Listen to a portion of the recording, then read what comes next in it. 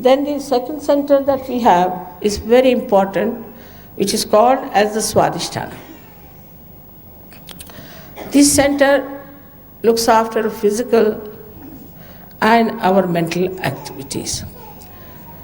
Perhaps the doctors don't know that it has a very important work to do, is that it has to nourish the brain with new cells, because all the time the brain is using these cells for its activity.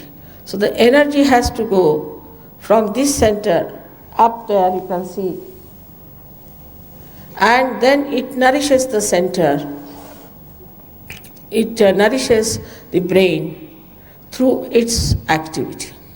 Now when we are very futuristic, or we are using too much of a brain, I should say too much of a brain activity we have, we are futuristic, we are planning too much, thinking too much, all the time thoughts and thoughts and thoughts. That time we are using the energy of this center. But this center has another very important thing to be done, that it goes round, as you see, it moves all round here. It's shown here directly, but is connected to the center. And it moves round and round and round and gives energy to this area where we have our liver, our pancreas, our spleen, kidney, and parts of intestines. Now, if we start exhausting ourselves with too much thinking, then the main work of the center suffers, and that's how we develop all these diseases of all these organs. Like, for example, with liver, you develop a liver problem. Liver problem means that liver has a function to emit heat from your body, which is poison, into the bloodstream. But when liver gets upset, we should say, the heat is retained in the liver. It passes upward and downward. When it passes upward, it affects a center there, as you can see, what we call as the right heart, and people develop what we call the disease as asthma. And when it passes downwards, it reaches the kidneys and coagulates, and you get kidney troubles, for which we have to go on dialysis and ultimately to die. So this heat is created because our liver is out of gear. At the same time, this heat can also pass if a person, say, at a very young age drinks and puts in too much of physical efforts and is all the time busy thinking. He might get a very fatal heart attack, because this heat can go towards his heart and just collapse it. Also, those people work very hard like that can get a very massive heart attack. But the people who have other problems on the left-hand side are different type. They are the people who have lethargic organs. These organs do not work. And when they do not work, then they have all the other problems of the left side, as we call it. And this also causes another serious problem of psychosomatic troubles. Now, the essence of this center is that it is creativity. When the Kundalini nourishes the center, people become extremely creative. Now you have seen these artists who are playing here. They were very simple, ordinary artists, but after coming to SahajaYoga, suddenly they have bloomed so much. The most surprising thing is that people say, even from Switzerland, who do not know a word of Sanskrit, who do not know a word of Hindi language, have composed poems, they have put them to tunes, and they sing as good as these people can sing.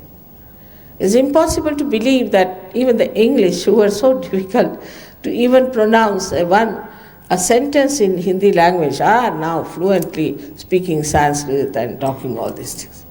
Because of this creativity improves you. We have so many artists in India who came to SahajaYoga. I don't know if you know their names or not, like Amjad Ali, Jalota, so many of them. They got their realization, and after that, now today they are very well-known artists. Also the paintings. We have some Australian people who became quite good artists after coming to SahajaYoga. So it gives you an sense of aesthetics, and also it gives you the energy to express yourself. Now, if you have the technique of how to create anything, say you want to make a house, or you want to paint, or if you want to do something, moldings, or anything that you want to do, if you have the technique, the creativity, the power of creativity starts pouring in you, and you start producing things on which you cannot even have thought of, and these things happen to a person. So a person can become extremely dynamic with this.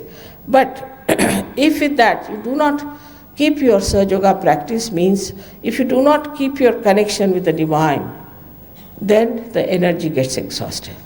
That's why self-realization is very important for every artist, that he should get his connection with this all-pervading power, which is the combination of all the powers, so that he doesn't feel exhausted with it. Not only that, but all the time this source is flowing into him.